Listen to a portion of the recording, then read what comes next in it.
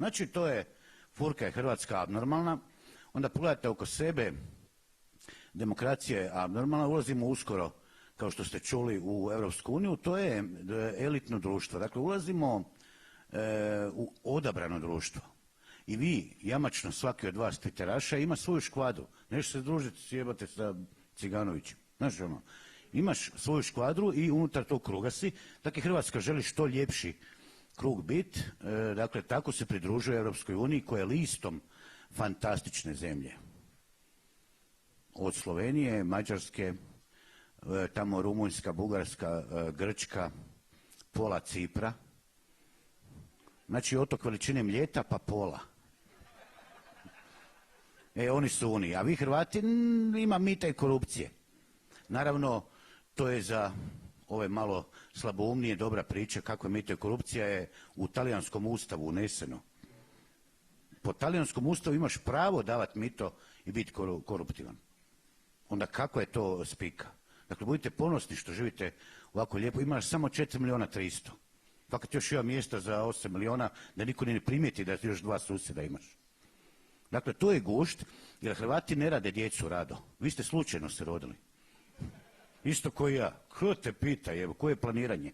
Hoće samo ispadneš iz mame tup.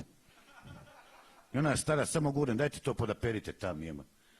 Od 4.300.000 od stoljeća 7. Jel znate vi koji je to broj? Pa znaš koliko je Kineza, šta oni rade? Kako mogu oni napraviti 1.100 milijuna, mi 4.300.000 i to od stoljeća 7. Ja bi sam napravio 8 milijuna. Evo, bilo ko od vas malih tviteraša. Ne da ti niko da 1300 godina. Čovječe. I komadi. Samo next.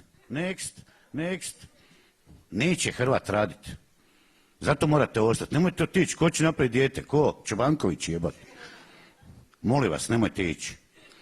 Biće to super. Čim uđemo u Uniju, bit će fenomenalno. Sutra nećete moći prepoznat državu. Kako će biti dobro. Iako je na vlasti vaša kontra.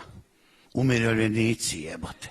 Stranka umirovljenika vlada vama, oni su u koaliciji. Jel možeš to vjerovati? U normalnim državama, kod odeš u penziju, ajde umri malo jebem ti mrš.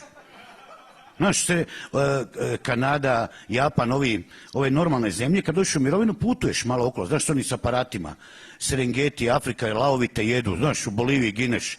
Jel umirovljenik koji voli državu rado gine? Ne jebote, kod nas čovječe došli na vlast, koliko ih ima. Kod nas se penzioneri dijele ko stanice, uđe jedan, izađe 2 iz lifta. Šta je jebote? Čak ima i mladež stranke umirovljenika. To su ovi balavci od 60, 65.